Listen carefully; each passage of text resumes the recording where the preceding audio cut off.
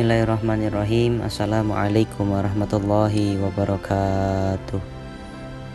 Bagaimana kabar pendengar setia Alkisah Channel? Semoga Allah senantiasa memberikan kebaikan kepada kita semua, sehingga kita senantiasa berada di dalam jalan yang Allah ridhoi.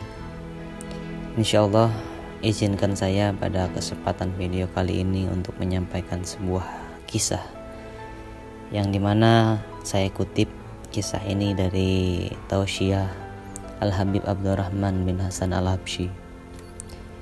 Al-kisah bermula dari seorang sahabat Rasulullah SAW yang dijuluki dengan nama Safinah. Sahabat ini adalah seorang sahabat yang sangat taat kepada Rasul Shallallahu Alaihi Wasallam. Suatu ketika ia diperintahkan oleh Rasul untuk menjalankan tugas ke suatu pulau. Saat itu Safinah mengendarai sebuah perahu, dan juga saat itu beliau langsung berangkat ketika diperintahkan oleh Rasulullah SAW. Dengan rasa iman kepada beliau, Safinah berangkat ke suatu pulau. Namun Allah Subhanahu wa Ta'ala mengirimkan badai di tengah-tengah perjalanan Safinah tersebut, yang dimana perahu itu hancur dan Safinah pun terdampar di suatu pulau, yang dimana pulau tersebut belum pernah ia datangi sebelumnya. Pada akhirnya Safinah pun kebingungan. Ia tidak tahu harus bagaimana karena perahunya pun hancur, dan tidak tahu nasibnya ke depan. Tapi dengan yakin bahwasannya Allah senantiasa membantunya, dan juga ini atas perintah baginda Muhammad Sallallahu Alaihi Wasallam.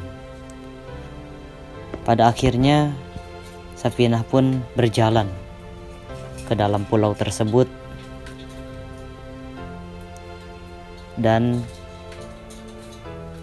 di tengah-tengah perjalanannya ditemuilah seekor singa yang sangat lapar.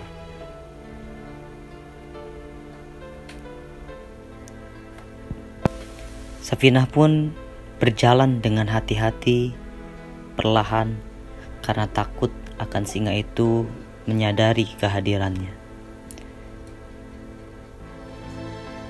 Namun nasib berkata lain. Singa itu menyadari akan kehadiran Safinah. Singa itu pun langsung menatap kepada Safinah yang berada di sela-sela semak-semak. Singa itu pun langsung berlari dan juga ingin menerkam Safinah. Tapi ketika singa itu akan melompat, sudah dekat kepada Safinah, Safinah mengatakan, "Ana maulana Rasulillah Sallallahu Alaihi Wasallam." Sontak singa itu langsung berhenti,